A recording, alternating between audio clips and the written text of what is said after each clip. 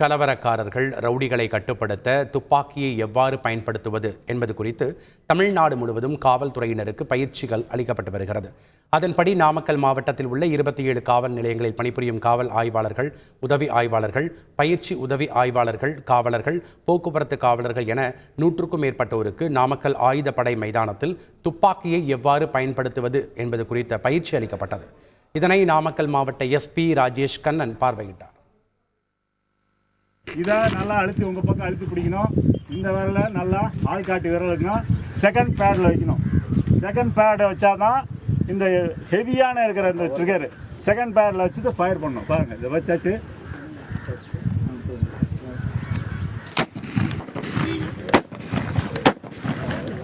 பயா ரெண்டு. கடலூர் மாவட்டம் ஒரையூர் கிராமத்தில் காட்டு பன்றியை கட்டுப்படுத்த சட்டவிரோதமாக அமைக்கப்பட்ட மின்வேலியில் சிக்கி கட்டிட தொழிலாளி உயிரிழந்தார். சம்பவ இடத்திலிருந்து தொழிலாளி சிவாவின் உடலை கைப்பற்றி பிரேத பரிசோதனைக்கு அனுப்பி வைத்த போலீசார் மரவள்ளிக்கிழங்கு சாகுபடி விவசாயி மாணிக்கத்தை தேடி வருகின்றனர். செய்திகளை உடனுக்குடன் தெரிந்து கொள்ள உடனே சப்ஸ்கிரைப் பண்ணுங்க.